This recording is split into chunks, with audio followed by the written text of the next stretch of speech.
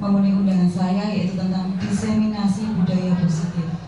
Sholawat serta salam tercurah pada Nabi Agung Muhammad SAW, yang kita nanti hidayahnya di yaumul akhir.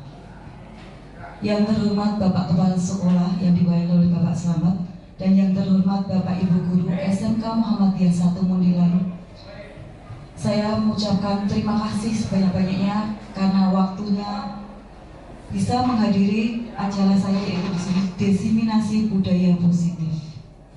Tentunya untuk kedepannya kita akan melakukan semua budaya yang saya sampaikan ini tidak untuk cuma dari saya. Kita santai saja Bapak Ibu. Diseminasi budaya positif ini memang salah satu tugas dari CGP, di mana ada pemaparan yang harus saya lakukan kepada warga dari SMK Muhammadiyah 1 Mundilan, ya, yang harus kita paparkan dan harus disosialisasi tentang budaya positif.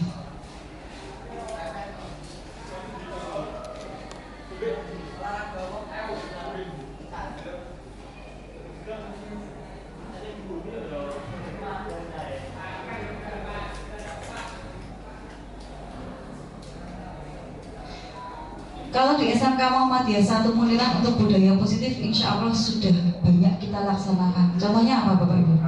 Apel. Terus ada lagi?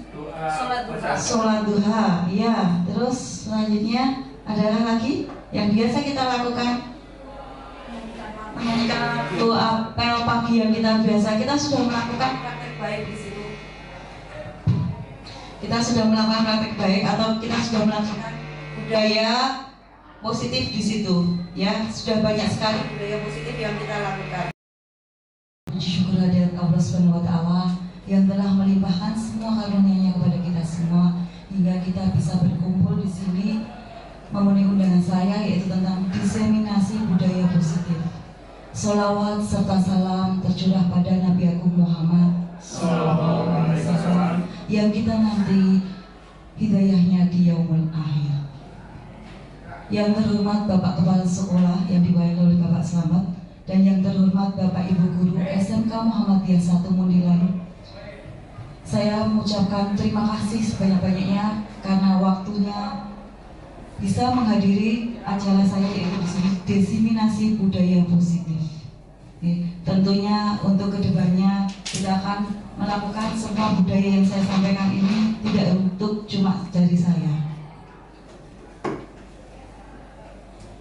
Kita santai saja Bapak Ibu. Diseminasi budaya positif ini memang salah satu tugas dari CGP, di mana ada pemaparan yang harus saya lakukan kepada warga dari SMK Muhammadiyah 1 Mundilan, ya, yang harus kita paparkan dan harus disosialisasi tentang budaya positif.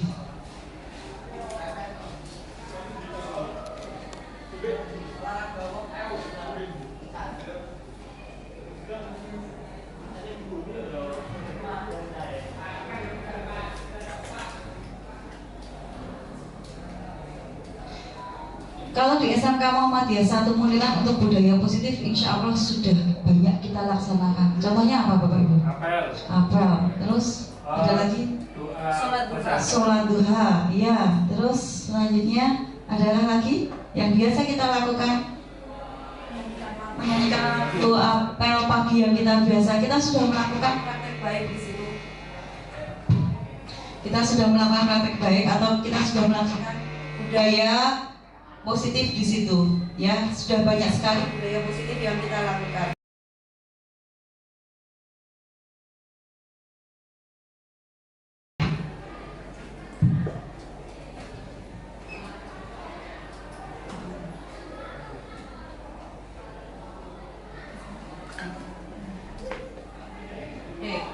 Kenapa saya ambil tentang budaya positif? Kita akan lihat latar belakangnya Bapak Ibu.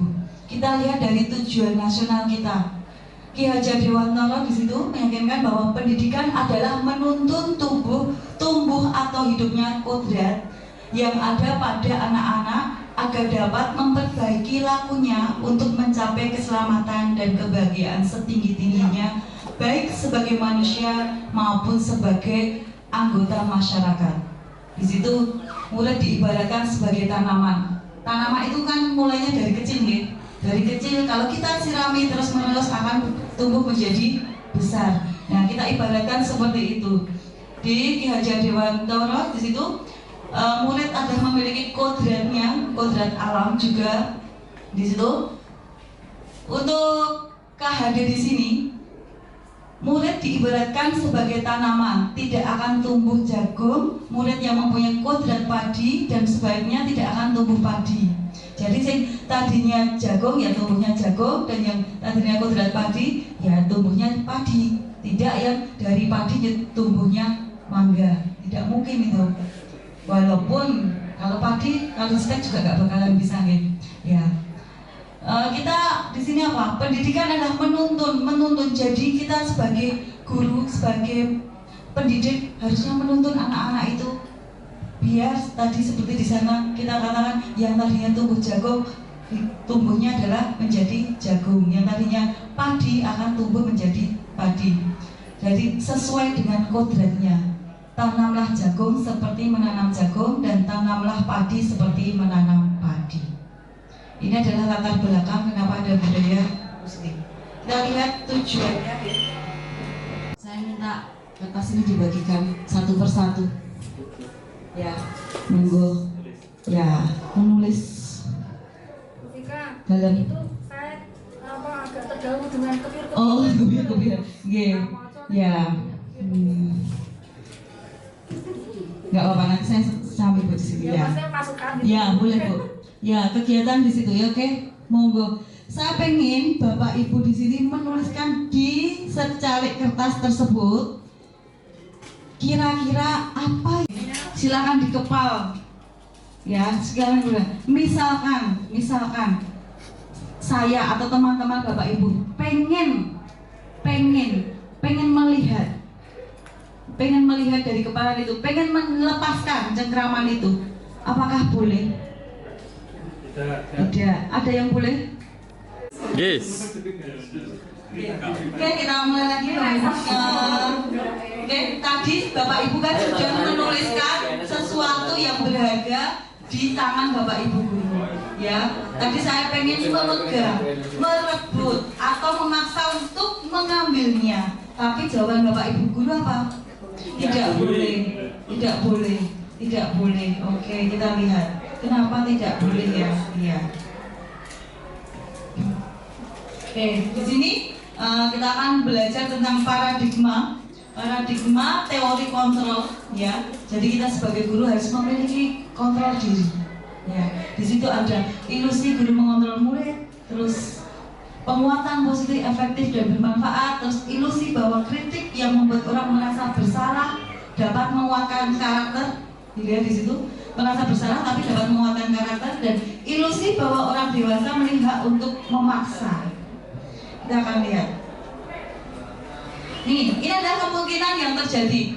Yang tadi Bapak Ibu guru adalah tetap bertahan dan menggenggam, tidak boleh dibuka. Tapi ada yang bersedia membuka, tapi kalau disuruh di ruangan ini tetap bertahan dan menggenggam. Kenapa ya? Ini ada yang bersedia membuka, nanti kita bahas. Oke. Yang kita bahas pertama yaitu tentang ilusi guru mengontrol murid. Di sini ada konsep yang menyatakan bahwa pada dasarnya guru tidak dapat memaksa murid untuk berbuat sesuatu jika murid tersebut memilih untuk tidak melakukannya. Ada tuntutan yang tidak boleh memaksa, tidak dapat memaksa. Walaupun tampaknya guru sedang mengontrol perilaku murid tersebut. Hal ini karena murid tersebut sedang mengizinkan dirinya dikontrol. Tapi kalau diperbolehkan berarti bisa dikontrol. Tapi kalau dia tidak mau, ya tidak mau. Ya, untuk selanjutnya, ilusi bahwa semua penguatan positif efektif dan bermanfaat. Di sini artinya anggapan bahwa semua bentuk penguatan positif seperti pujian, hadiah, penghargaan akan selalu efektif dalam meningkatkan perilaku yang diinginkan. Ya, itu ilusinya. Jadi gambarannya. Penguatan positif, efektif, dan bermanfaat. Itu gambarannya.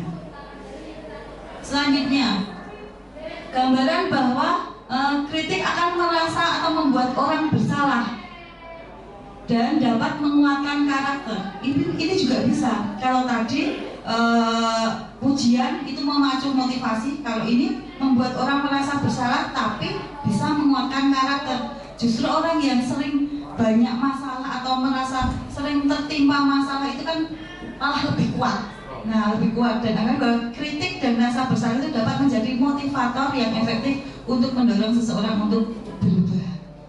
Ini untuk yang kritik membuat mereka bersalah tapi menguatkan karakter. Oke.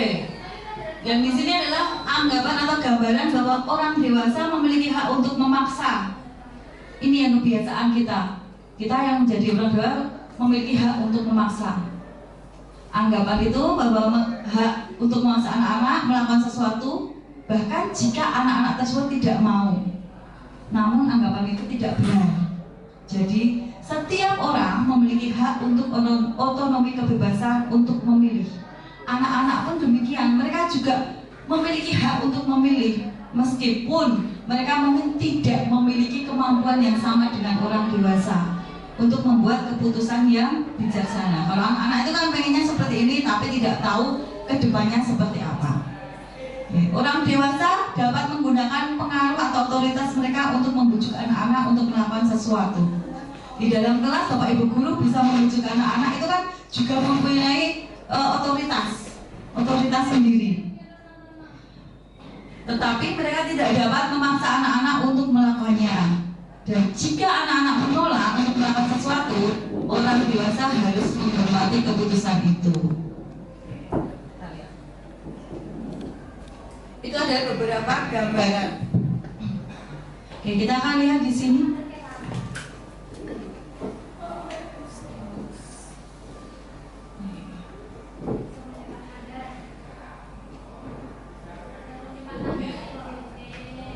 Bisakah kita mengontrol seseorang? Sini kita lihat.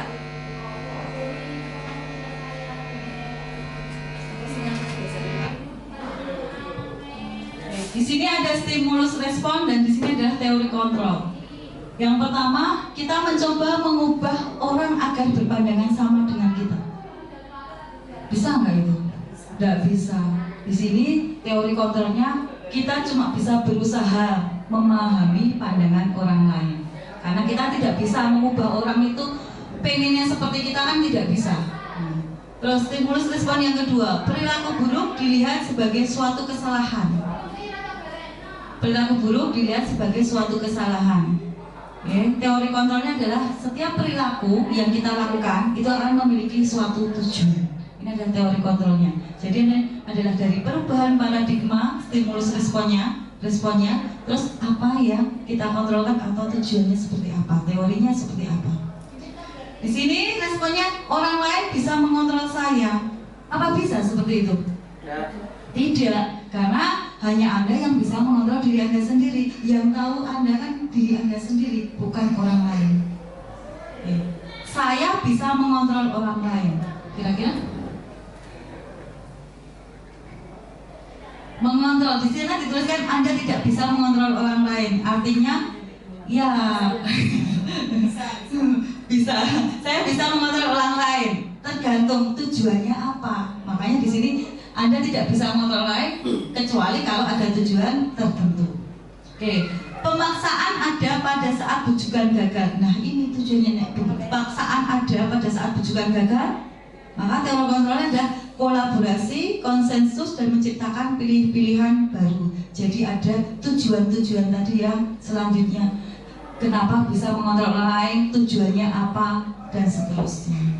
Nah, kita kembali ke awal tadi yang ada di genggaman tangan Bapak Ibu Guru. Kira-kira. Iya. Pak Joko tadi yang digenggam apa, Pak? Keluar. Sama. Pusita? Apa Pusita? Waktu. Bu Resti? HP. Oke, ini apa? Bu Dewi?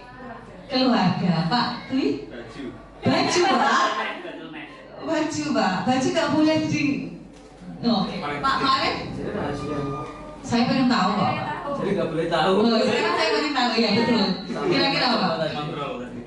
Ada tujuannya. Pak Joko, oh, keluarga. Bu Aulia, keluarga. Bu Dina, oh waktu. Sama Bu Sita. Cinta. Cinta, oh cinta. Pak Edi, amroh. Oke, awal berarti keyakinan gitu. Iya. Oke, saya akan lihat cinta atau baju tadi ya, baju. Oke, Pak Febri, nggih Pak Febri. Belum menjawab Pak Febri. Waktu. Itu tadi bisikan sama Bu Sita nih? Oh enggak. Oke, Pak Bagus. Kenapa baju nggak boleh dipinjam Pak? Tadi jawab. Cuma satu kurang. Oh cuma satu kurang. Oke. Iya beda. Kalau cinta kenapa nggak boleh Bu? Ya kan ini tak ibaratkan cinta, ya cinta pada siapa ya? Semuanya sih ya. Cinta semuanya. Semuanya dari Allah, ya seperti tadi, Allah, keluarga dan sebagainya. Rasa-rasanya kok pilih aku. Oh milik aku semua. Oke. Lalu Pak Edi? Ya karena keyakinan itu kan kita sudah istilahnya sudah hidup mati hanya untuk yang kita percaya. Jadi walaupun kita memaksakan keyakinan kita, mati ini mati saja. Dan semoga istiqomah juga. Yang waktu Bu Sita?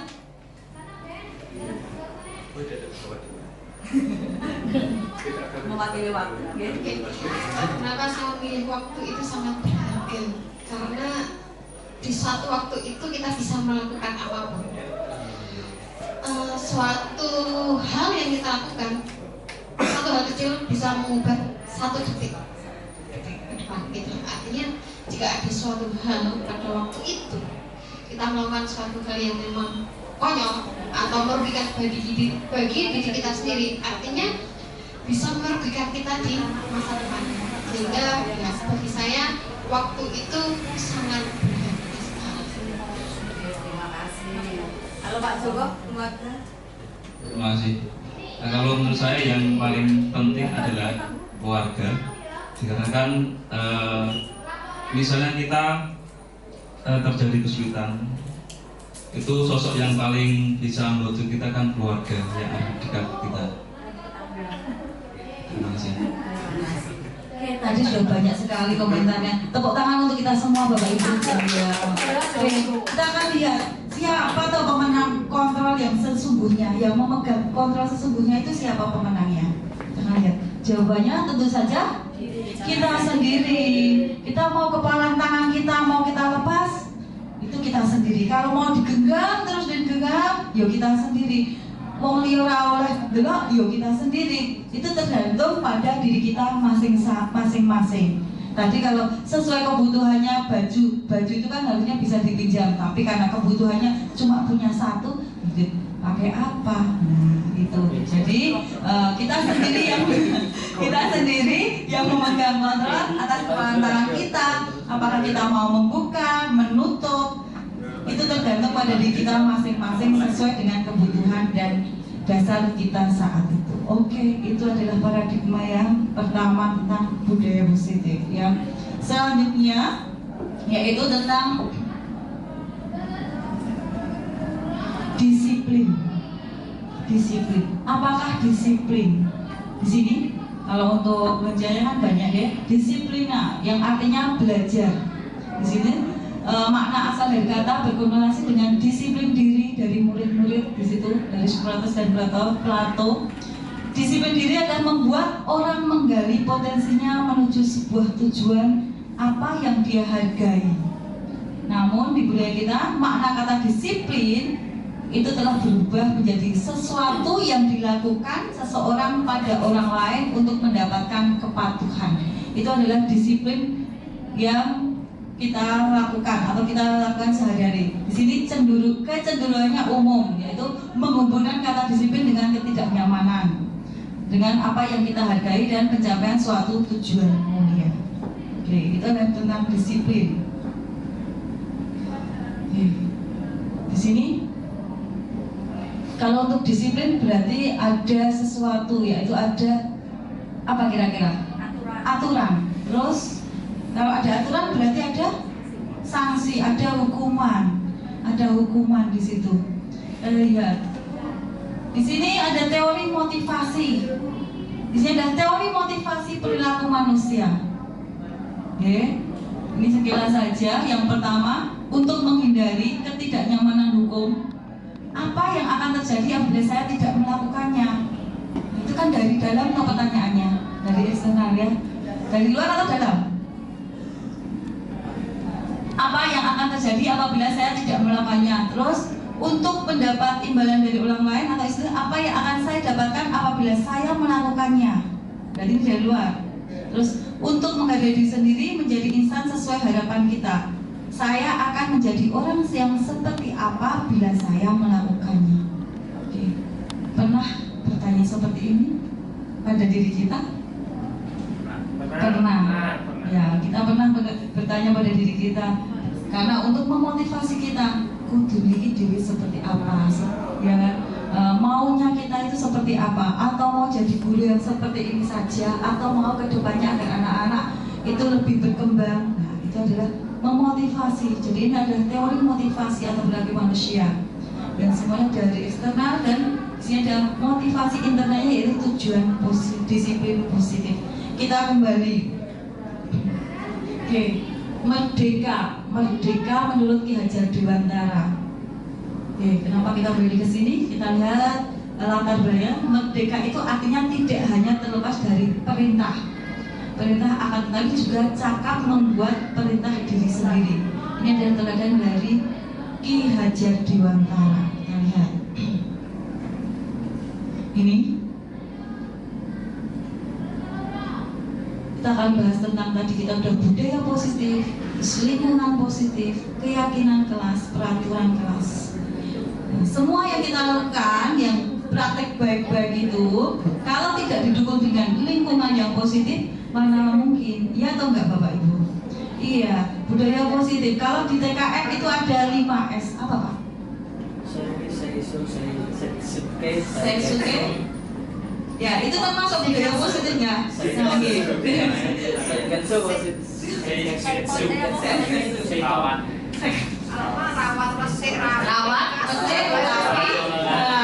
Rawat resik Saya bukan Saiton ya Pak? Oke, itu semua adalah budaya positif yang sudah kita lakukan tadi. Dari awal saya sudah tanya, sekolah kita sudah melakukan budaya positif, yaitu apel pagi. Terus dari depan mau masuk itu kita sudah memberi salam, sapa, dan senyum. Iya kan? Iya, 5S. Terus anak-anak itu berjalan di zona hijau. Ya, selanjutnya sampai di sini kan masuk kelas terus apel pagi. Itu adalah pembiasaan atau kebiasaan atau budaya positif yang sudah kita lakukan di SMK Muhammadiyah 1 Mundilan. Kira-kira kalau budaya tersebut tidak ada pendukungnya, apakah mampu atau bisa bertahan sampai sekarang? Tidak. Ya, tidak bakalan berjalan. Maka lingkungan yang positif itu adalah mendukung untuk budaya kita menjadi positif. Oke. Selanjutnya di sini adalah keyakinan kelas. Ya, karena kita bicara budaya, disiplin tadi kita sudah singgung adanya peraturan, konsekuensi, hukuman. Nanti kita akan bahas yang itu.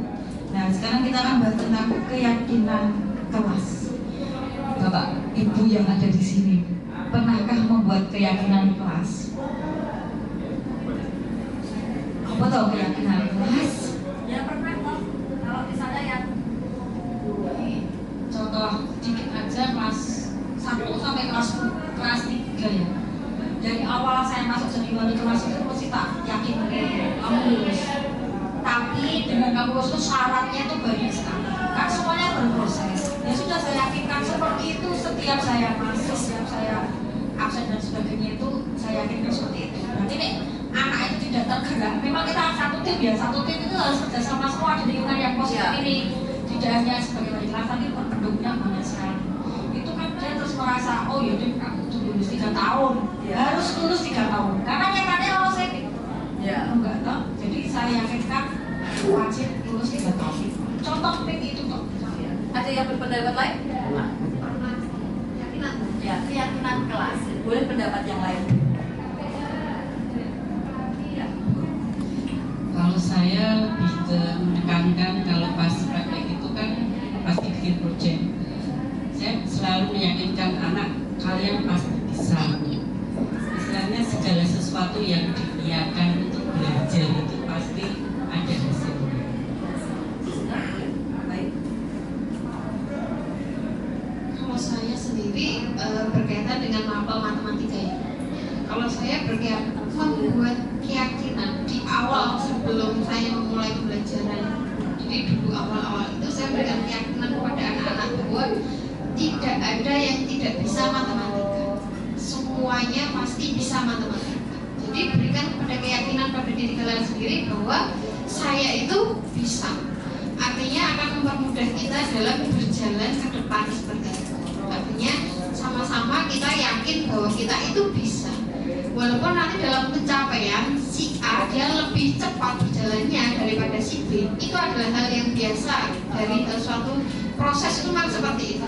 Tapi kita punya keyakinan bahwa kita pasti dalam matematika kita bisa. Kalau saya seperti itu. Yang pegang Kalau saya punya sering meyakinkan ke anak-anak, yang saya bilang kan di kelas itu biasanya cuma satu, tidak ada orang yang bodoh. Yang ada hanya anak yang mau belajar dan tidak mau.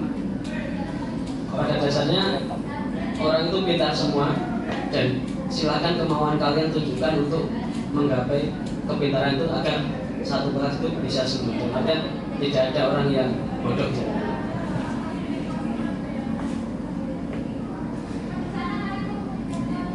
terima kasih. Tepuk tangan untuk Bapak Ibu syukur semua. Tadi ada beberapa tentang keyakinan, meyakinkan anak-anak supaya berkembang untuk lebih maju. Keyakinan berarti harus ada kesepakatan nih Bapak Ibu. Kesepakatan yang harus kita lakukan. Kita akan lihat. Oke, keyakinan kelas, hukuman dan penghargaan. Beda peraturan sama keyakinan. Nah, beda antara keyakinan dengan mengapa kita memiliki peraturan dan harus menggunakan helm bila mengendarai kendaraan roda 2. Itu beda ya. Mengapa kita memiliki peraturan harus menggunakan helm bila mengendarai kendaraan roda 2. Terus, mengapa kita memiliki peraturan 3M menggunakan masker, mencuci tangan dan sebagainya pada kemarin pada saat pandemi. Dan mengapa kita memiliki peraturan harus datang tepat waktu pada saat mengikuti pelatihan atau kelas. Ini adalah peraturan, ya peraturan. Mengapa tidak peraturan? Kenapa harus keyakinan? Tadi sudah disampaikan bahwa untuk keyakinan itu mendukung motivasi intrinsik dari dalamnya anak-anak ke nilai-nilai keyakinan mereka agar tergerak. Tujuan mereka ke sini itu untuk apa? Tujuan mereka ke sini itu untuk belajar, ya. Jadi menggerakkan seseorang. Setuju nggak menggerakkan seseorang? Iya, menggerakkan seseorang. Jadi untuk melakukan atau mengikuti semua aturan-aturan yang ada, khususnya yang ada di sekolah. Kita akan lihat perbedaan antara keyakinan kelas dan kesepakatan. Kira-kira bedanya apa? Ya, yang sebelah sini adalah kesepakatan kelas. Ini adalah keyakinan kelas. Yang mana kira-kira yang ini kesepakatan? Kira-kira yang cocok untuk keyakinan kelas dan kesepakatan yang sebelah mana? Ada dua itu. Kesepakatan itu keputusan bersama. Kesepakatan keputusan bersama. Oke. Keyakinan itu biasanya dari dalam diri siswa. Dari dalam. Yang mana yang merupakan keyakinan kelas? Yang kami guru dan murid. Kira-kira yang sebelah sini atau yang sebelah sana? Kesepakatan sih. Kan semuanya kami guru. Keyakinan ya. Sebelah sana Bu Sita, kenapa? Memang dari hati, dari istilahnya itu digerakkan memang dari hati. Ya. ada Nah, kalau seperti ini datang tepat waktu mengucapkan salam itu benar. tertulis. Oke, dan harus diarahkan. Jadi kita paham ya, keyakinan kelas itu adalah walaupun kesepakatan kelas semua, tapi semua tumbuh dari dalamnya yakin bahwa di antara di sini guru dan murid, tidak cuma murid. Kalau di sini kan cuma murid ini. Kalau di sana semuanya, ya ada keyakinan, ada kesepakatan dari dua belah pihak, walaupun judulnya kesepakatan kelas semua di sini. Ya. Jadi kalau yang sebelah sana, semua yang ada di proses pembelajaran itu sepakat. Di sini kami dan guru, murid yang saling menyayangi. Yang kedua, kami murid yang semangat belajar, kami murid yang peduli dengan teman-teman. Oke.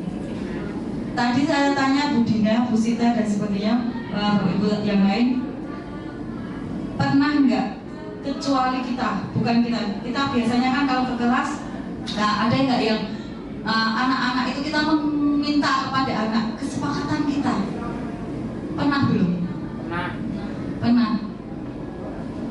Pernah belum Bu Dina? Pernah.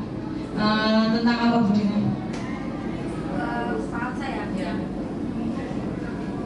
Saya banyak yang kecil-kecil aja lah, kesepakatan kita setiap hari Senin kita iuran 2.000. Kesepakatan dan paling keras ya, ya. Dan sudah jalan.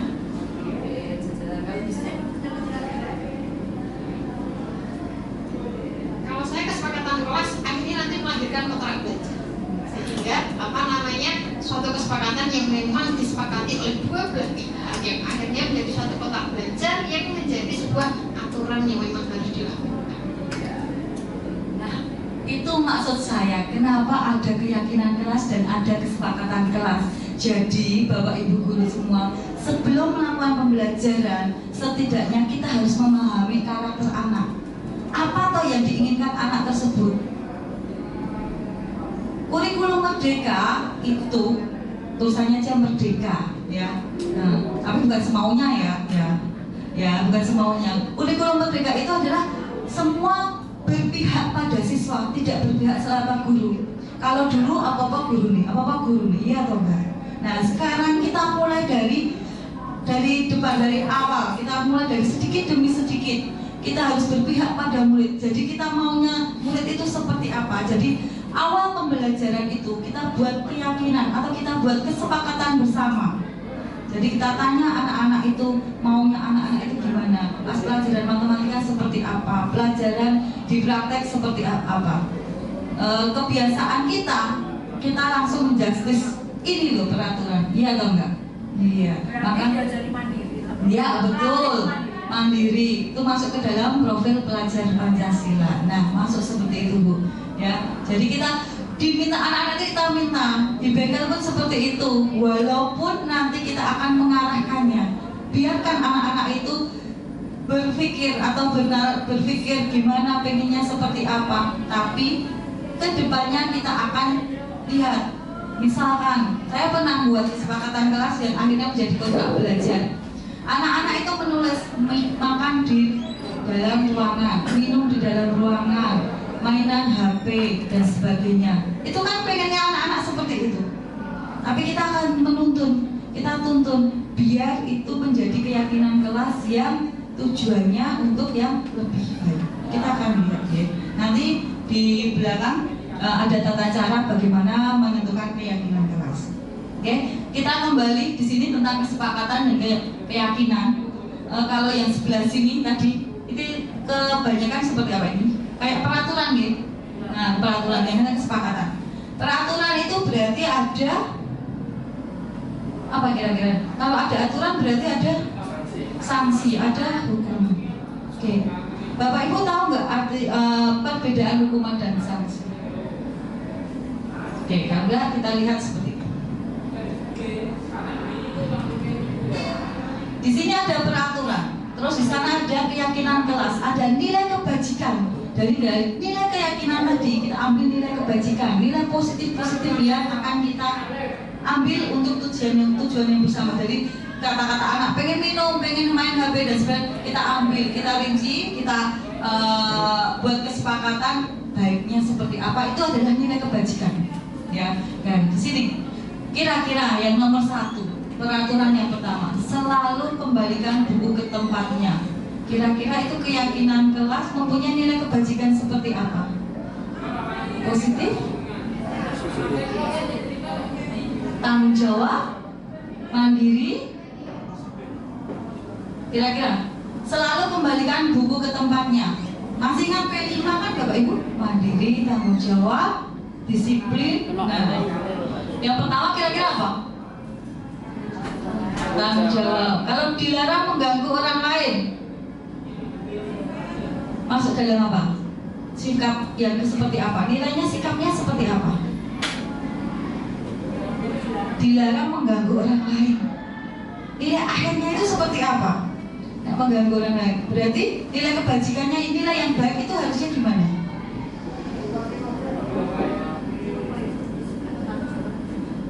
Selain disiplin, tanggung jawab, dijabarkan lagi berakhlak mulia. Berakhlak mulia itu kan macam-macam, Bun. Nah, silahkan ayo. Tidak mengganggu ya. Berakhlak mulia itu kan bisa macam-macam, ya, tidak mengganggu, dilarang mengganggu orang lain. Kita akan cari nilai kebajikannya, nilai-nilai yang ada. Nilai-nilai yang ada. Oke, kita lihat ya. Hadir di sekolah 15 menit sebelum pembelajaran dimulai. Kira-kira apa? Disiplin, tanggung jawab. Oke. Dilarang melakukan kekerasan.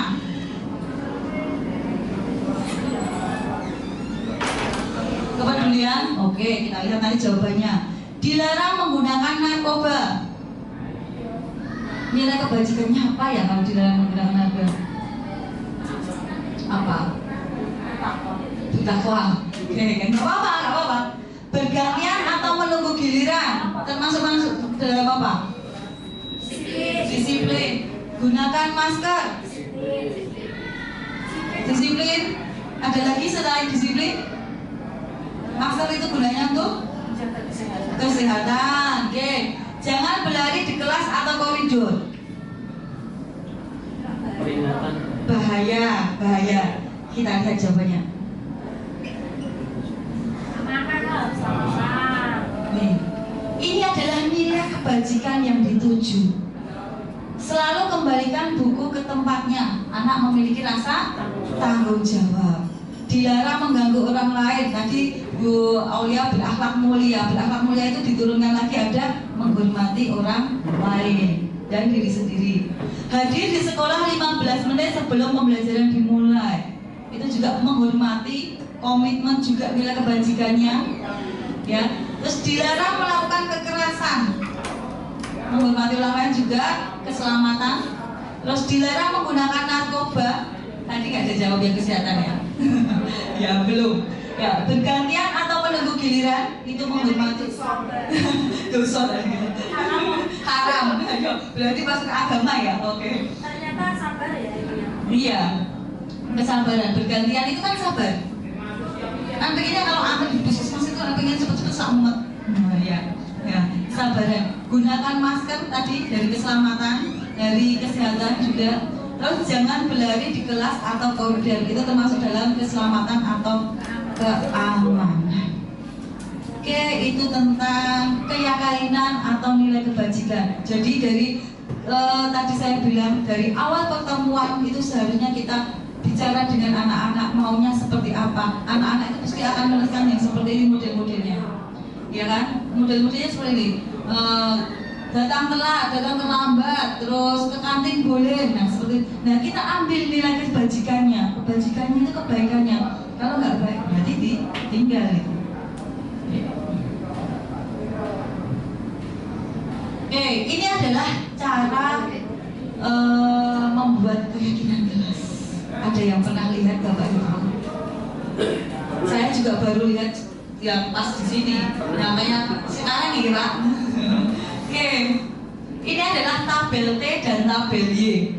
Dulu saya pertama awal lihat ini opo, ngono ya. Nah, Y itu karena dia berbentuk seperti ini, Y, dan yang sini adalah T. Nah, ya.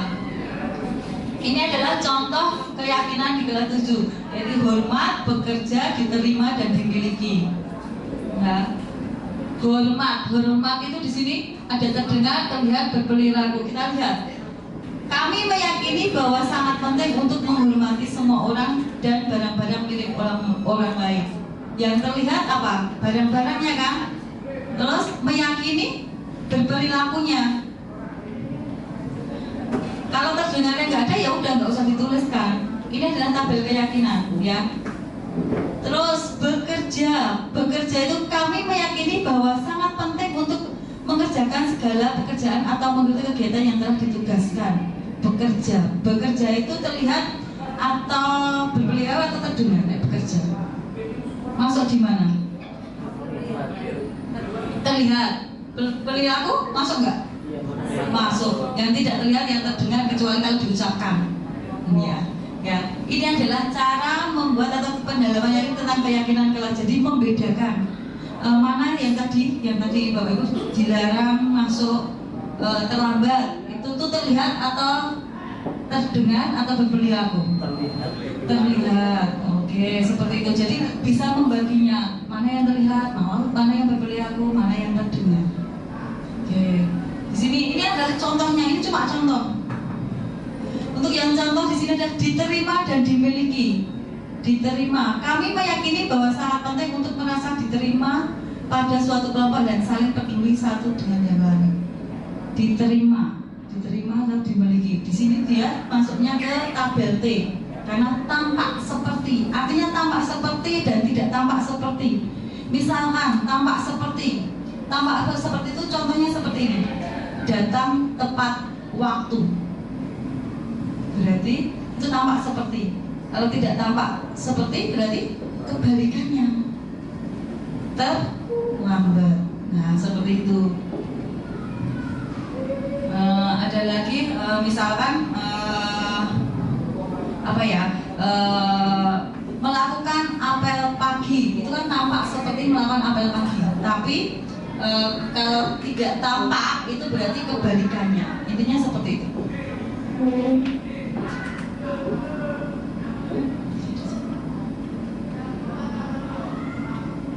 Baik ya, ini kita sekilas kalau waktunya sak jam itu nggak bakalan cukup ini untuk mempelajari tabel T sama tabel D.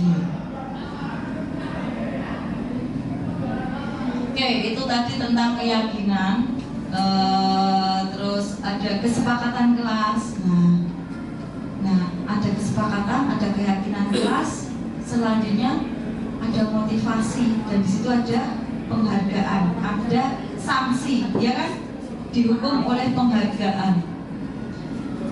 Oke, saya menuliskan di situ dihukum oleh penghargaan. Kira-kira kenapa saya menuliskan seperti itu?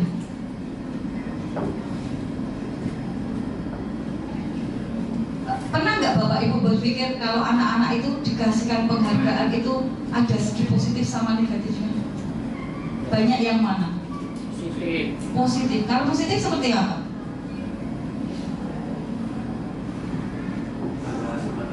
Tambah semangat ya, tambah giat belajar. Yang lain? Tapi kan manja kalau bisa manja. Ya, berarti itu dari segi negatifnya ya. Kalau menurut saya sendiri di situ ada pengaruh jangka pendek dan jangka panjang. Mendapatkan penghargaan misalnya penghargaan. Jangka pendeknya senang ya, tapi jangka panjangnya beban. Tuh, beban. Oke, di situ penghargaan dapat mengurangi ketepatan. Artinya walaupun kita termotivasi tapi kan tadi beban. Penghargaan menghukum sama ya. Beban juga, penghargaan tidak efektif, penghargaan merusak hubungan. Ini jadi ada segi positif dan negatifnya jika anak-anak itu dikasih penghargaan atau sejenisnya. Ya, jadi kita sebagai guru harus hati-hati mana yang benar-benar dikasih penghargaan dan mana yang setidaknya yang tidak diberi penghargaan. Artinya tahu jangka pendek sama jangka panjangnya. Next, Oke, sekarang tentang tadi sudah ada disiplin positif, ada penghargaan, ada hukuman. Di sini ada hukuman dan konsekuensi yang tadi saya bilang di awal. Apa tuh perbedaannya? Kita akan lihat tindakan-tindakannya dulu. Oke, ini kan semua yang ada di sekolah kita ada ini. Ya kan? Ya. Misal mencatat 100 kali di dalam buku, kalinya saya tidak akan terlambat lagi karena terlambat ke sekolah. Anak-anak disuruh mencatat 100 kali. Kira-kira hukuman atau konsekuensi? Kita akan membedakan mana sih hukuman, mana konsekuensi. Kita lihat. Mencatat 100 kali di dalam buku, karena tadi kita punya keyakinan tadi. Tidak. Hukuman. Oke, kita lihat ya hukuman. Terus dulu Pak Joko benar nggak pertama hukuman? Kita tolong pertama hukuman. Terus lari mengelilingi lapangan basket 2 kali karena terlambat hadir di sekolah. Hukuman. Oke. Kita lihat. Murid diminta untuk push up 15 kali karena tidak menggunakan masker di sekolah. Hukuman. Menggantikan kertas tugas teman yang telah dicoret-coret. Konsekuensi. Membersihkan tumpahan air di meja tulis karena tersenggol pada saat belajar. Konsekuensi. Begitu Pak Joko, kita cek. Meminta murid tidak mengenakan sepatu seharian di sekolah karena tidak mengenakan sepatu hitam. Jadi anak itu untuk memakai sepatu apa kira-kira konsekuensi. Oke. Terakhir, lari mengelilingi lapangan basket 2 kali karena terlambat 10 menit untuk pelajaran prinsip OK. Hukuman. Oke. Kita akan tahu mana sih perbedaan hukuman dan konsekuensi, ya. Jadi kita biar tahu, kita akan belajar di sini. Kita lihat atas hukuman, benar nggak Pak Joko? Benar semua? Salah sepatu hitam. Oh iya, konsekuensi. Lari mengelilingi lapangan basket 2 kali karena terlambat 10 menit. Dilihat, kenapa dia konsekuensi? Karena di sini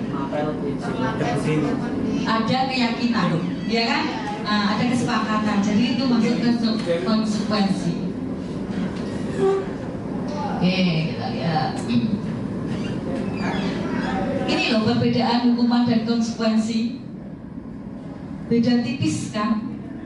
Sesuatu yang menyakitkan yang harus terjadi itu adalah hukuman. Konsekuensi adalah sesuatu yang terjadi. Apa bedanya? Sesuatu yang menyakitkan. Kalau ini hukuman menyakitkan. Berarti kalau yang sana harus terjadi. Kayak tadi, contohnya yang konsekuensi apa Pak Joko yang tadi? Mencoret-coret kertas. Oke, ya. Membuat anak sakit fisik maupun hati, itu hukuman loh Bapak Ibu. Ya, perkataan kita itu juga hukuman. Misalnya membuat sakit hati anak-anak itu hukuman loh. Oke. Karena di situ konsekuensinya anak merasa tidak nyaman, ya kan? Jangka pendeknya. Oke. Anak membenci kedisiplinan. Hukuman itu kan bakalan akan paling disiplinnya hilang kan? Jadi konsekuensinya di situ anak menghargai disiplin. Nek dihukum bendino, sesuai kan? Yo, bosan. Hukuman itu paksaan nggak?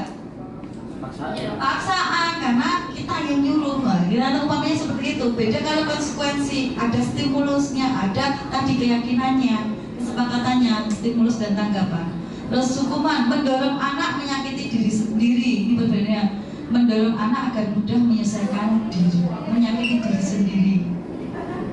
Yang tadi, yang push up, tapi kalau kita sudah punya kesepakatan sendiri, beda lagi ya. Konsep diri yang buruk di sini kalau hukuman, kalau konsekuensi konsep diri yang baik.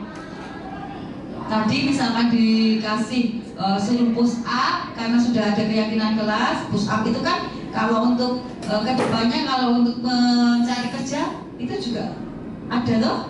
Nah, ada kan anak belajar nih konsep diri yang baik ya. Anak belajar untuk menyembunyikan kesalahan. Bu Sita yang sering banget dengan anak-anak. Kamu terlambat toh? Enggak, Bu, saya dari WC. Berarti menyembunyikan kan? Hukum. Karena anak tahu pasti kayak hukuman. Iya toh? Iya, pasti. Makanya anak belajar menyembunyikan kesalahan di situ. Ya, dia akan makanya ada hukuman. Ada hukuman di situ. Kecuali kalau konsekuensi, misalkan Dari awal kita bilang besok pas pelajaran saya tidak boleh terlambat 5 menit. Anak akan berusaha, ya toh. Anak akan berusaha tidak terlambat. Orang langsung ke kantin, ya kan? Anak belajar untuk mematuhi peraturan atau konsekuensi tadi atau keyakinan. Marah, rasa bersalah, dipermalukan, merasa tak dihargai. Sering nggak seperti itu Bu Sita, anak-anak itu? Dikasih hukuman, misal dikasih hukuman, sering marah nggak? Iya.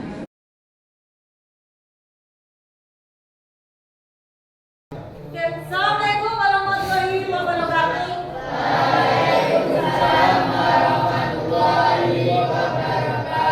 Semangat pagi. Pagi luar biasa tetap semangat.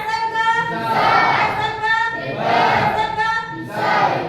tepuk 1, tepuk 2, tepuk 1, Pak. Tepuk 1, tepuk 1. Oke. Bagaimana keadaan kalian? Baik ya, sehat? Oke, untuk hari ini saya akan mengisi tentang keyakinan kelas. Ada yang tahu tentang keyakinan kelas? Keyakinan kelas itu sama dengan mirip apa gunanya keyakinan kelas? Keyakinan kelas itu untuk tujuannya biar saya tuh sama kamu sama-sama tahu. Kamu keinginannya apa? Ya, kamu keinginannya apa? Pengennya seperti apa pada pembelajaran saya? Oke, pada pembelajaran matematika, ya. Paham?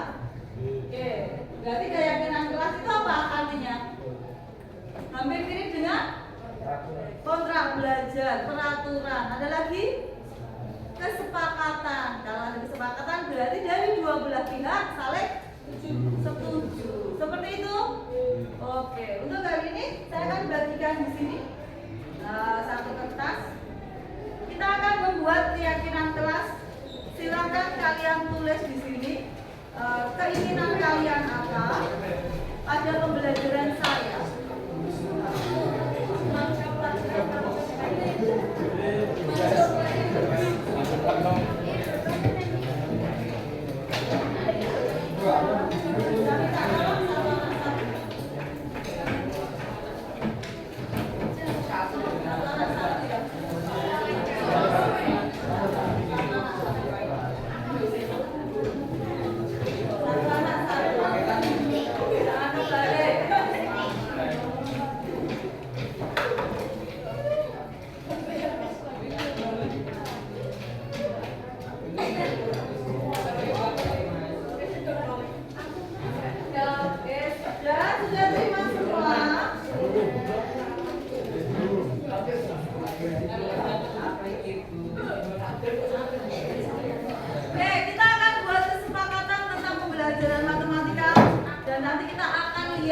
Dari kalian membuat kepengennya seperti apa, nanti kita tandalkan di sini. Terus kita akan buat kesepakatan. Kita akan buat kesepakatan bareng-bareng, ya. Dan menyimpulkan dengan nilai-nilai kebajikan yang ada. Yang tahu nilai kebajikan itu apa? Kebajikan itu berarti nilai yang baik. Apalagi baiknya seperti apa? Kira-kira nilai kebajikannya, nilai kebajikannya itu seperti apa? Kira-kira apa? Tahu profil pelajar Pancasila? Tahu. Kita adalah kurikulumnya Merdeka, ya. Kurikulum Merdeka itu adalah kurikulum profil pelajar Pancasila, yaitu mengacu pada pelajar Pancasila. Pelajar Pancasila itu seperti apa? Pelajar Pancasila yang karakternya apa? Beriman dan bertakwa. Terus apa lagi? Apa? Apa lagi? Ayo. Oke, pelajar Pancasila ada yang tahu? Yo. Mandiri, terus tanggung jawab, terus gotong royong, terus kreatif. Ada lagi? Rajin mas apa? Yo.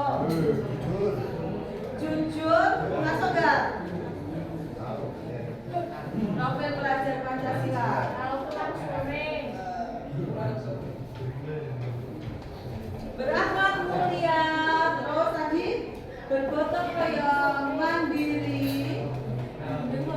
Apa nih? Kreatif itu berarti benar kritis dan kreatif. Yang satu adalah berkebinekaan.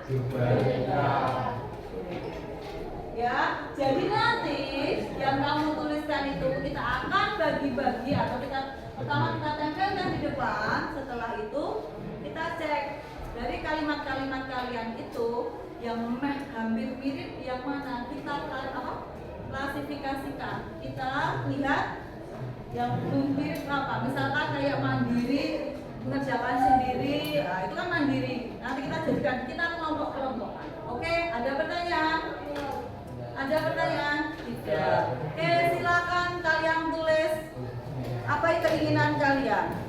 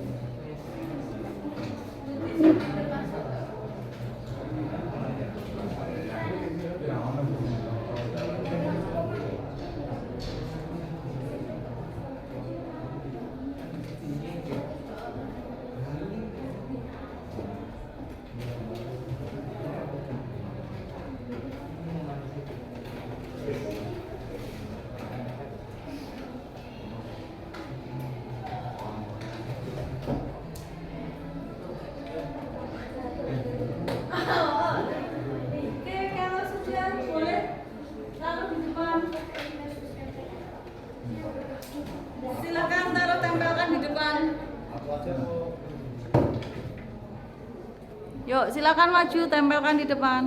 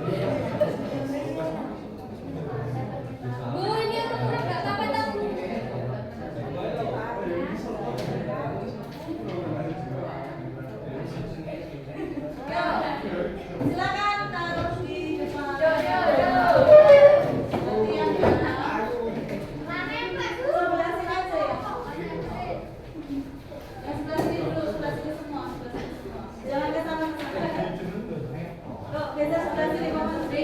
Ini apa? Sebelah sini, sebelah sini, sebelah sini.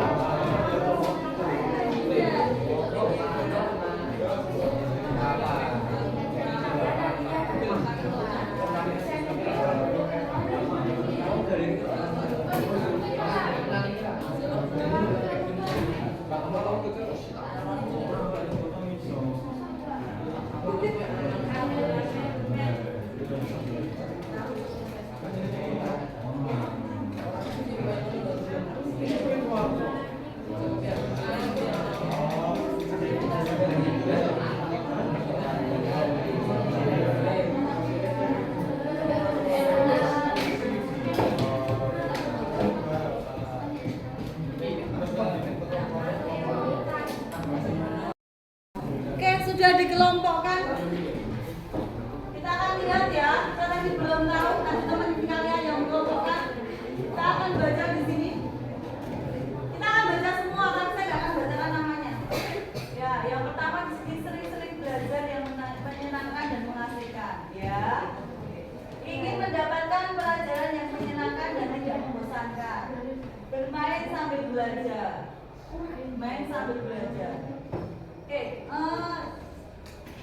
tadi saya sudah bilang tentang nilai kebajikan, ya atau enggak? Ya, nilai kebajikan. Di sini ada yang bilang sering-sering belajar yang menyenangkan dan mengasihkan. Hampir mirip dengan ingin mendapatkan pelajaran yang menyenangkan dan tidak membosankan. Terus yang satu bermain sambil belajar. Oke. Kira-kira kata-kata yang tepat untuk menyatukan semuanya yang tiga itu apa? Karena mau buat keyakinan kelas. Sering-sering belajar, menyenangkan dan mengasihkan. Yang satu ingin mendapatkan pelajaran yang menyenangkan dan tidak membosankan. Dan bermain sambil belajar. Kira-kira kalimat yang tepat apa? Dapat nilai kebajikan apa di sini? Nilai kebajikan apa yang kita perlu di situ? Menyenangkan. Menyenangkan. Oke, menyenangkan. Menyenangkan. Ini menyenangkan ya. Nanti kita pikirkan kalimatnya. Oke. Yang di sini ingin paham tentang pelajaran matematika, disiplin saat pelajaran matematika.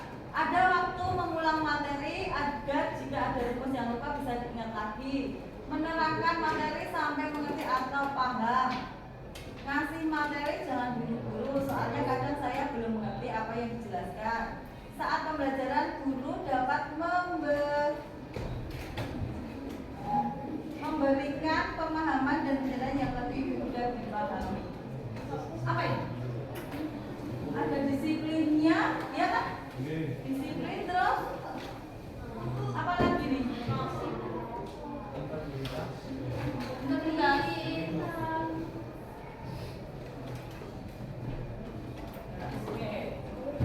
Menginginkan pelajaran yang melatih kreativitas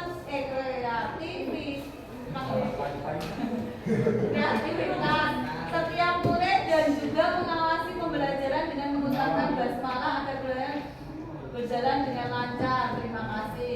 Kreatif dan mengerjakan tugas, berkreatif dan mengerjakan. Oke, Mas apa ini? Kreatif. Terus yang ini saya bacakan lagi. Saling bekerja sama dalam kelompok, tidak memilih saat pembagian kelompok. Sesekali berkelompok dan mengerjakan tugas. Boleh bekerja sama dengan teman kita, ada tugas kecuali ujian. Apa benar bacaannya? Terus gotong royong.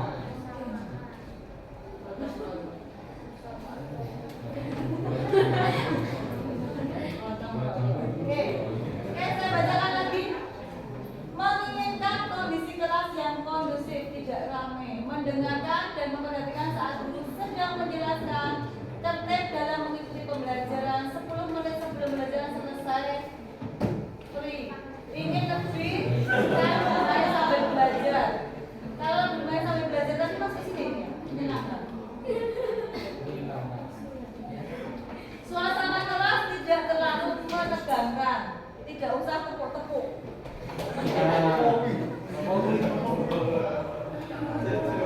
Pendidikan kelas yang tenang tertib ketika guru sedang menjelaskan dan tidak ada yang libur.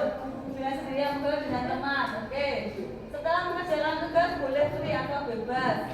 Jangan sering jam kosong. Apa yang kewajibannya? Disiplinan. Disiplin kan sudah masuk sini berarti. Masuk sini semua ini.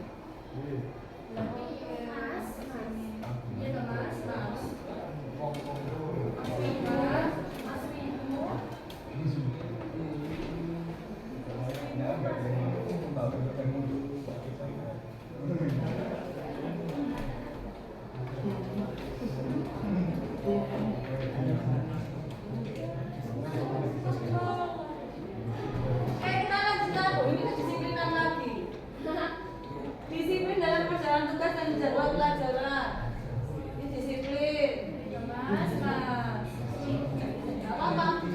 Saling membantu pekerjaan atau tugas, bersikap adil, mandiri dan tidak saling menjagakan teman. Nah, masuk. Masuk mana ini?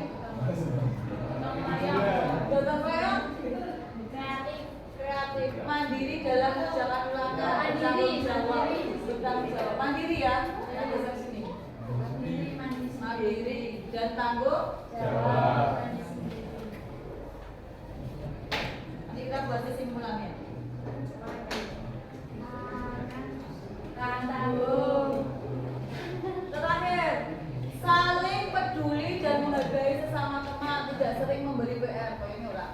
Tidak usah BBM. Ingin tugas yang mudah-mudah saja. Jangan mengambil soal yang susah dan banyak. Memperbanyak waktu mengumpulkan tugas. Tidak usah BBM. Masa apa ini? Tentang apa? Disiplin. Iya, masuk disiplin.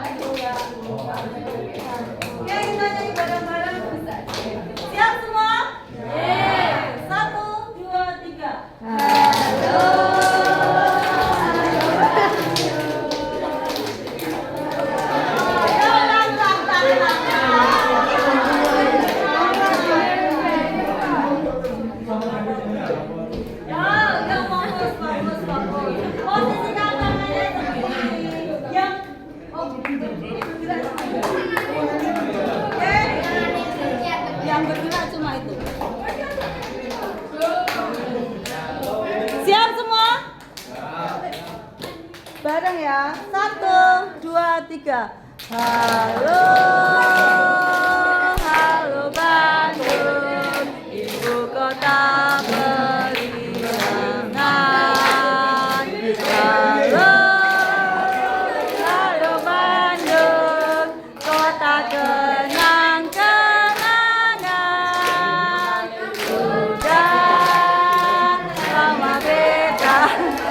tidak bersumpah dengan kau.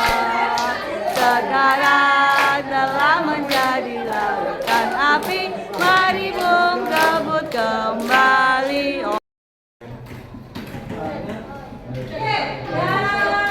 Nilai kebajikan menyenangkan. Kira-kira kata-kata yang tepat? Masa kita akan menuliskan tentang menyenangkan kok di situ? Apa? Menyenangkan di sini ada tulisan sering-sering belajar yang menyenangkan. Berarti apa? Pembelajarannya gimana?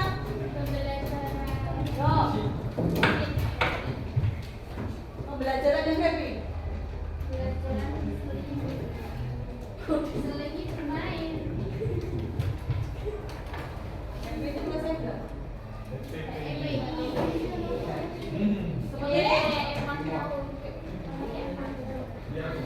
Halo. Oke, yang menyenangkan seperti itu gimana? Ya? Oke, setuju semua? Oke, yang kedua, disiplin. Yuk, 10 menit sebelum pelajaran selesai katanya. Yuk, disiplin berarti apa? Tepat waktu. Tepat waktu. Disiplin tepat waktu.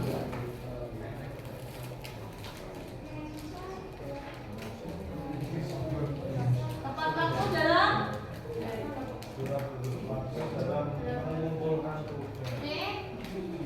ya, apa lagi? Disiplin tepat waktu apa? Di sini ada mana tadi? Saat pelajaran matematika mendengarkan saat yang memperhatikan. Jangan materi ini kan materi semua ini, nggak ada yang bilang gitu. Apa? Disiplin tepat waktu mengumpulkan tugas. Apa Pak? Oh, Pak, masuk. Disiplin tepat waktu saat masuk, ya. Saat masuk kelas. Disiplin tepat waktu saat masuk kelas. Oke, seperti itu. Ya, disiplin. Terus kreatif. Kreatif apa? Kreatif aja ya. Ini kreatif. Empat, gotong royong, saling membantu,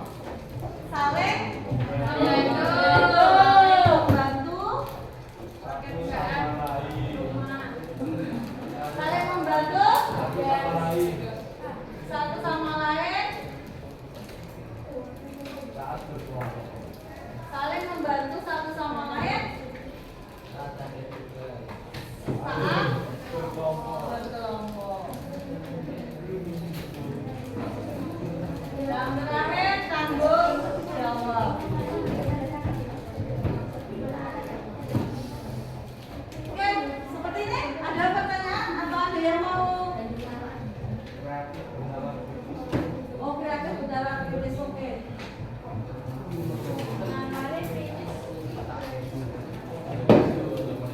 Ada yang mau tambahkan lagi? Sudah? Sudah, oke.